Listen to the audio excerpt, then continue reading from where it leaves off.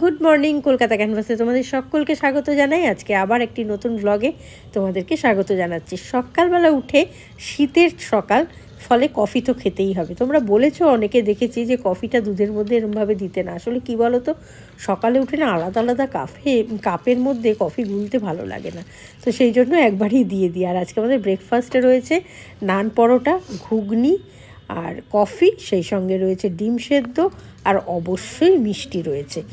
ডিম সেদ্ধটা আমি এখন রোজই খাচ্ছি, একটু ডাক্তার খেতে বলেছে রেগুলার একটা করে ডিম সেদ্ধ, সেই জন্য। আর মিষ্টি আজকে চন্দন একটা কি নতুন মিষ্টি এনেছে মার জন্য, প্রত্যেক দিন একটা নতুন মিষ্টি আনতে হবে, তো আজকে একটা অন্যরকম দেখছি এনেছে, দেখা যাক কি হয়। তো ব্রেকফাস্টটা আমরা করে নিই, তারপর চলে যেতে হবে লাঞ্চে। ব্রেকফাস্ট করে ভাত আর গজার রেডি হয়ে গেছে। ভাতটা রেডি হয়নি, হচ্ছে, আর গজারটা হয়ে গেছে। এবার আমি আস্তে আস্তে সাহস সঞ্চয় করে স্নানে যাবো। দেখো একটু কালার করা দরকার, করতেই পারছি না, করবো, এর মধ্যেই করবো। একটু ঠান্ডাটা কমুক, কালকে থেকে না অস্বাভাবিক ঠান্ডা পড়েছে গো, খুব বিরক্ত লাগছে, এত ঠান্ডাটা নিতে পারি না আমি। কালকে আমি ওই যে মেলাটায় গেছি, কি ঠান্ডা গো, বাপরে বাপ, মাথা ফাতা ঢেকে গেছি, তাতেও মনে হচ্ছে কি ঠান্ডা। এই যে তিনি এখানে ঘুমোচ্ছেন, এতক্ষণ বিছানায় ঘুমোচ্ছিলেন, এবার আমি যেহেতু বেরিয়ে এখানে বসেছি, এখানে এসেছে। আমি তো বলি, গজা তোর কি সুন্দর জীবন রে, তুই আপন মনে ঘুমোস, আপন মনে উঠিস, খাস, ঘুমোস। এদিকে খাবার দিয়ে রেখেছি ডিম সেদ্ধ, ওই যে পড়ে রয়েছে, এই দেখো, দেখেছো, খাইনি। ওকে হাতে ধরে ধরে আমার খাওয়াতে হবে, তবে সে খাবে। আমার এখন সময় আছে বলো? ব্রেকফাস্টে সব বাসনগুলো মাজলাম, তবু ভালো জলটা না ঠান্ডা না, কেন জানি না, মানে হাত দেওয়া যায়, তা নাহলেই বিপদ। আজকে কীরকম একটা মেঘলা ওয়েদার করে রয়েছে না, বিচ্ছিরি লাগছে জানো তো, ভালো লাগছে না মোটেও, রোদটা সেরকমভাবে উঠছেই না। সব মোটা মোটা জামা কাপড়গুলো কেচে দিয়েছিলাম, একটাও শুকোয়নি। দেখো শুকোয়নি মানে কি, ভেজা ভেজা ঠান্ডা ঠান্ডা হয়ে আছে। এই জামাগুলো শুকিয়েছে, এটা শুকোয়নি বলে আমি এই যে এগুলো কাচতে পারছি না, এখানে ফেলে রেখে দিয়েছি জায়গায়। এখানেই তো দেবো, আবার কে ছাদে যাবে বলো, ছাদে ইচ্ছা করে না, মানে এমনি ইচ্ছা করে না, মানে এমনি দিনেই ইচ্ছা করে না, আর এখন ঠান্ডায় তো আমার কোথাও ইচ্ছা করে না বেরোতে। লোকে ঠান্ডায় কি সুন্দর ঘোরে, আমি ভাবি বাবা কী করে ঘোরে গো, আমি তো পারি না, আমার ঘর থেকে যেন বেরোতে ইচ্ছা করে না। নেহাত কাজকর্ম করতে হয়, সেই কারণে আমাকে উঠতে হয়, নাহলে তো আমি উঠতামও না, মনে হয় শুয়ে থাকতাম। কালকে আমার কতগুলো ইলিশ মাছ নিয়ে এসেছি, লোকটা জোর করে দিল জানো তো, চিকেন আনতে গেছিলাম, ইলিশ মাছ জোর করে ডেকে দিয়ে দিল, পাশে উল্টো দিকেই মানিকদার দোকান, মানে মাছ দেয় যিনি, জোর করে দিল। আর চন্দন বলছে, দেখেছো তো এরকমভাবেই আমাকে দেয়। এখন কী আর করবে, নিয়ে যাও, চলো আজকে একটু ইলিশ মাছ করবো, দেখা যাক। ওই কালো জিরে কাঁচা লঙ্কা বাটাই করবো, এখন 4 পিস করবো, আর যে কটা থাকবে সে কটা কালকে আবার হবে। বলেছি এখনকার ইলিশ যদি খারাপ দিয়েছো, বলে নিয়ে যান বৌদি, দেখবেন খারাপ হবে না, ভালো কথা, খারাপ নয়। আচ্ছা চন্দনের দেখো, এটা পরে আমি কাটিয়ে দিচ্ছি, সারা শীত কাটিয়ে দিচ্ছি, এটা বেশ আরাম আছে, কিন্তু গলা দিয়ে ঢোকালেই হয়ে যাচ্ছে, কাটিয়ে দিচ্ছি এটা পরেই। স্নান করে পুজো করে চলে এসেছি, রান্নাটা এবার করবো। ইলিশ মাছ তো বেশি সময় লাগবে না, সেই কারণে কোনো অসুবিধা হবে না। আরেকজনের এমন খিদে পেয়েছে, ওরটা নাবিয়ে দিয়েছি, কোনো রকমে কালো জিরে কাঁচা লঙ্কা ছাড়া তো উনি খাবেন না, নাবিয়ে দিয়েছি, উনি বসে পড়ছেন, এই দেখো, দেখেছো কি বলবে। রান্না বান্না কমপ্লিট করে আমি খেতে বসে পড়েছি। আজকে আমি একটা রেসিপি দেখিয়েছি, বেঙ্গলি ফুড ব্লগার পেজে পাবে, ফেসবুক পেজে, সেটা হচ্ছে ঠাকুরবাড়ির সর্ষে ইলিশ। খুব সহজ, খুব চটজলদি হয়ে গেল জানো, একেবারে 2 মিনিটও লাগলো না হিসেব মতো। এবার খাবো, খেয়ে বুঝতে পারবো ব্যাপারটা কেমন হবে বা কীরকম হয়েছে, নিশ্চয়ই ভালোই হয়েছে। যাই হোক, সুন্দর সাজিয়ে গুছিয়ে বসে পড়েছি, আমি এবার খেয়ে নিই। খাওয়া দাওয়া করে বসেছি, কি কাঁপুনি দিচ্ছে জানো, আমি মানে কিছু করতে পারছি না, এবার কম্বলের তলাতেও ঢুকতে পারছি না, সন্ধ্যেটার ওয়েট করছি বসে বসে। তো যাই হোক, তোমরা একটা কমেন্ট বক্সে দেখেছিলাম আমাদের ইউটিউবে আসা নিয়ে এবং আমার গানের জীবন নিয়ে। তো গানের জীবন নিয়ে আরেকদিন বলবো। আমি ইউটিউবে আসাটা, যারা বহু পুরনো তারা তো সবটাই জানো, এবারে ইউটিউব এবং ফেসবুকে আসাটা, গল্পটা শুনতে চেয়েছে, জার্নিটা। ইউটিউব বিষয়টা সম্পর্কে সত্যি আমাদের তখন কোনো ধারণা ছিল না, এবং আমরা যখন ইউটিউবে এসেছি 2016 সাল, সেই সময় ইউটিউবটা কি কায় না মাথায় দেয় কেউ জানতো না। এটা থেকে আবার কিছু রোজগার করা যায়, বা এটা একটা রোজগারের পথ হতে পারে, সবাই ভাবতো কি ইউটিউব করে, ও কী করে, সেরকম কিছু না। এখনও অনেকের মধ্যে এই ধারণাটা আছে, কিন্তু তখন ঘরে ঘরেই এই ধারণাটা ছিল আর কি। তো এরকমই একটা পরিস্থিতিতে আমাদের ইউটিউবে আসা। 2016 সালের ডিসেম্বরের 25 তারিখ আমি চ্যানেল ওপেন করেছিলাম। সেটা আমাদের পথ দেখিয়েছিল, বা আমাদের এই বিষয়টা নিয়ে মানে কি বলবো বলেছিল, সেটা হচ্ছে চন্দনের এক বন্ধু বা দাদা যাই বলো, একসঙ্গে ওরা ইটিভিতে চাকরি করতো। তো তখন থেকেই আলাপ। তো উনি ব্যারাকপুরে থাকেন, আর আমরা ইছাপুরে থাকতাম। তো সেই রবীন্দা একদিন চন্দনকে বলে যে ইউটিউব করার কথা। তো চন্দন খুব একটা অনেক দিন ধরেই বলছে, প্রায় 2 বছর ধরে চন্দনের পেছনে রবীন্দা লেগেই ছিল যে করো করো করো, খুব ভালো ব্যাপার, আমাদের এই লাইনের কাজ, কোনো প্রবলেম তোমার হবে না। তখনও শেয়ারটাই করতো। আর এরম সময় বলতে চন্দন একদিন হঠাৎ করেই একটা মোবাইলে শুটিং করেছিল, ওই তোমার একটা বাইকের রিভিউ করেছিল, করে আপলোড করেছিল।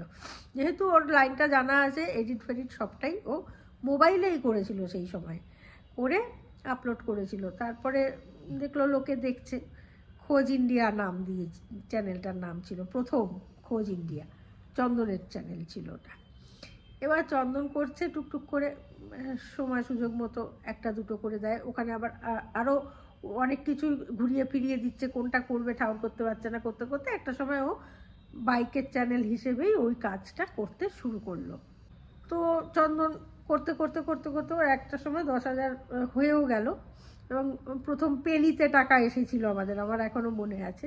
পেনিতে তো প্রথমে পেনি হতে হতে তো আর পেনিতে তো আর টাকা পাঠাবে না, $100 তখনও ছিল, $100 না হলে টাকা পাঠাবে না। তো কাজ করতে করতে আমার ইতিমধ্যে চন্দন বলল, মাম তুমি করবে? আমি আবার কি করব, আমি কি পারি না কি কিছু করতে?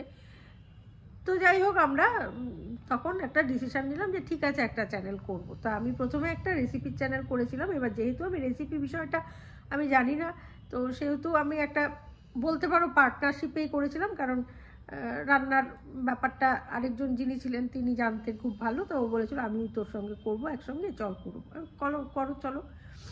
তো চললো, শুরু হলো। কিন্তু যা হয় আর কি, এর সুবিধা থাকলে তার সুবিধা থাকে না, তার সুবিধা হলে এর সুবিধা হচ্ছে না, এইসব কারণে আমাদের শুটিংটা ঠিক হয়ে উঠছিল না। ইতিমধ্যে আমার বাবাও খুব অসুস্থ হয়ে পড়লেন। তো সেই জায়গা থেকে আমার চ্যানেলটা তখন কাজ করা খুব মুশকিল হয়ে যাচ্ছিল। তারপরে তো বাবা চলে গেলেন মার্চ মাসে, 2017 সালের মার্চ মাসে। তো বাবার কাজের দিন, শ্রাদ্ধের দিন রবীন্দা যথারীতি এসেছিলেন আমাদের বাড়িতে। তখন রবীন্দা আমাকে বললেন যে তুমি করছো না কেন চ্যানেলটা? আমি বললাম না দাদা, এরম প্রবলেম হচ্ছে, যার জন্য আমি কাজটা বন্ধই রয়েছে। আর আমি তো রান্নার ব্যাপারটা সত্যি সেরকম জানি না। তখন আমি সত্যি সাহস করতেও পারিনি আর কি, যে আমি করতে পারবো, ওই মনের জোরটা আমার তখন ছিল না। এই মুহূর্তে যেটা আমি মনে হয় যে আমি রেসিপি আমি দেখাইও এখন, কিন্তু তখন আমার সেটা ছিল না। যার জন্য আমি বললাম আমি তো পারবো না এটা কন্টিনিউ করতে, আর প্রবলেম হচ্ছে এরকম, তো সেই জন্য আমি চ্যানেলটা আর করতে পারছি না। তখন রবীন্দা বললো যে না না, ওরমভাবে ফেলে রেখো না, তুমি এক কাজ করো, তুমি টিপসের চ্যানেল করো। আর বললাম টিপসের চ্যানেল? তা তো প্রচুর পড়াশোনা করতে হবে, আর পড়াশোনার ব্যাপারটা আমার একেবারেই পছন্দের না। কারণ রবীন্দা বললো না না, একটু পড়াশোনা করতে হবে, কিন্তু তুমি টিপসের চাহিদা আছে জানো তো, তুমি টিপসটা কিন্তু লোকে শোনে। তা বললাম ঠিক আছে তাহলে দেখি। তখনই চন্দন সব বইপত্র আনলো, অনেক পড়াশুনো শুরু হলো। করে একদিন আমার মনে আছে, এক রাত্রিরে আমরা ডিসিশন নিলাম যে চ্যানেলটার নাম বদলে দেবো। রেসিপির চ্যানেল ছিল সেহেতু নামটাও অন্যরকমই ছিল। আমি বললাম চ্যানেলটার নাম বদলে দেবো, কী হবে। আমি বললাম যে এক কাজ করো, তখন আমাদের টিপসের ব্যাপারটা মাথায় ছিল, পাশাপাশি এটাও ছিল যে আমরা তো কলকাতা প্রায়ই যাই, এদিক ওদিক ঘুরি। তো সেইখান থেকে আমরা কলকাতার যে কালচার সেটাকে তুলে ধরবো, কলকাতা ক্যানভাস নাম দেবো। ঠিক আছে তাই হবে। সেখান থেকে কলকাতা ক্যানভাস নাম হলো।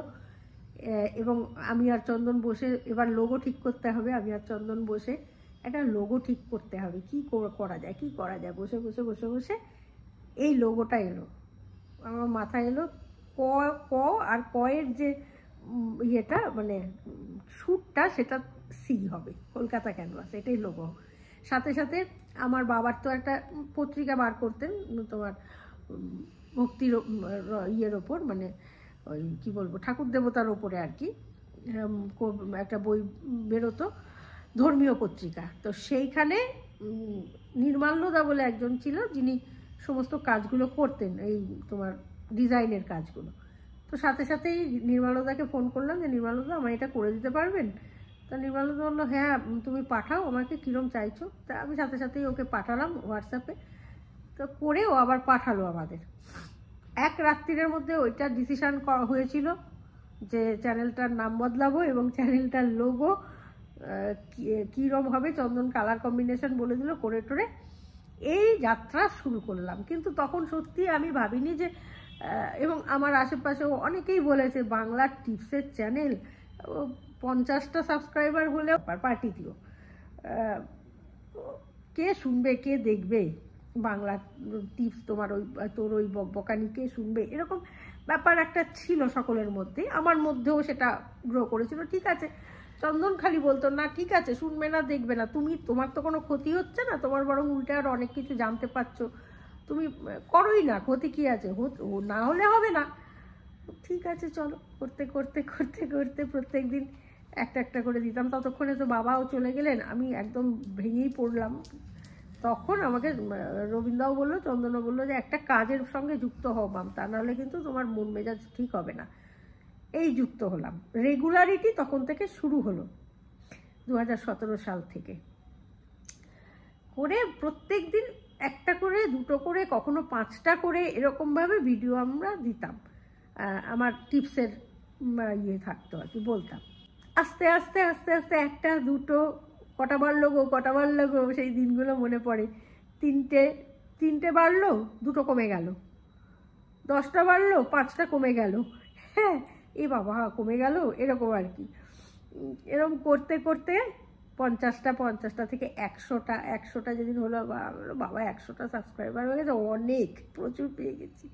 কিন্তু বিশ্বাস করো আমার কখনো কোনো মুহূর্তের জন্য কল্পনাতেও ছিল না যে এই কলকাতা ক্যানভাস একদিন সবার কলকাতা ক্যানভাস হয়ে উঠবে। তবে হ্যাঁ, আমি প্রথম দিন থেকেই পরিবার কথাটা বলতাম, আমি টিপসের সময় থেকেই পরিবার কথাটা বলতাম, কারণ আমার মনে হয়েছিল যে ইউটিউব চ্যানেল টুকটাক তখন তো অনেকেই করছে, দেখতাম ঠিক আছে, সাবস্ক্রাইবার আর ইউটিউবার এই রিলেশনটা আমি করব না। আমি একটা পারিবারিক, মানে একটা বন্ধন থাকবে, একটা পরিবারের মতো তৈরি হবে, সবাই সবার মধ্যে একটা আত্মিক ব্যাপার থাকবে, এটা আমি খুব চাইতাম। অন্তত কিছু মানুষ হলেও ভালোবাসবে আমাদেরকে, আমরাও তাদের সঙ্গে আলাপ পরিচয়ে লিপ্ত হব, এরকম একটা ব্যাপার আমার সবসময়ই ছিল।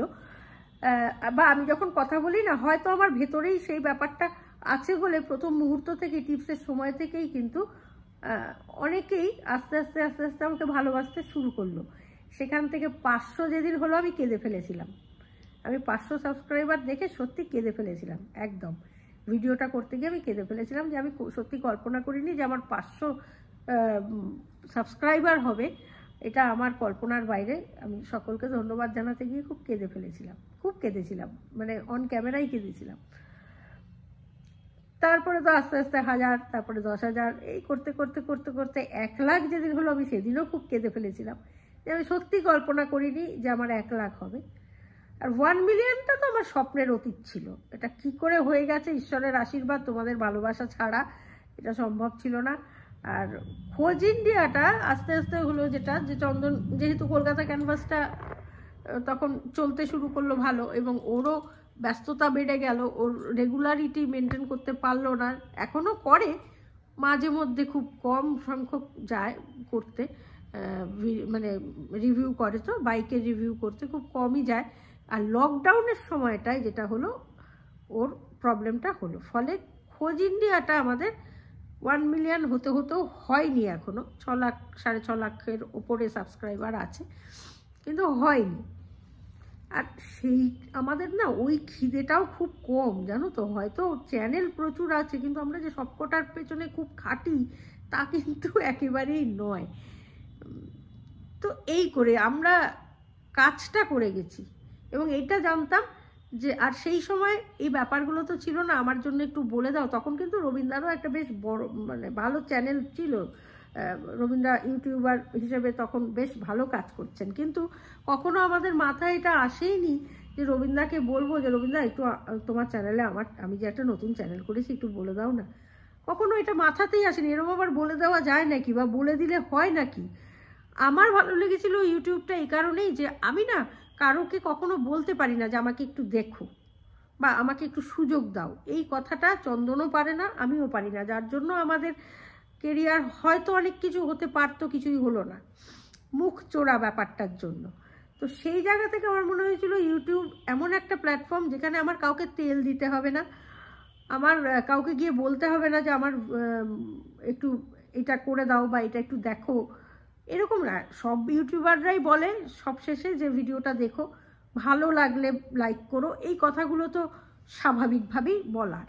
কিন্তু আমি তো আমার কারোর মুখের সামনে গিয়ে হাত জোর করে বলতে হবে না যে আমি এবার আছি তো, আমি এই প্রোগ্রামটায় আছি তো, আমাকে কিন্তু মনে রেখো। এই ব্যাপারগুলো আমি কখনোই করতে পারতাম না বলে হয়তো আমি সঙ্গীত জগৎ থেকে বেরিয়ে এলাম, সেরমভাবে কিছু করে উঠতে পারিনি। যোগাযোগ ব্যাপারটা আমার একদম পিয়ারটা খুব খারাপ, আমারও খারাপ, চন্দনেরও খারাপ। তাই জন্যই বোধহয় চন্দনও এখনো সেই অর্থে ডিরেক্টর হিসেবে পরিচিতি পেতে পারেনি।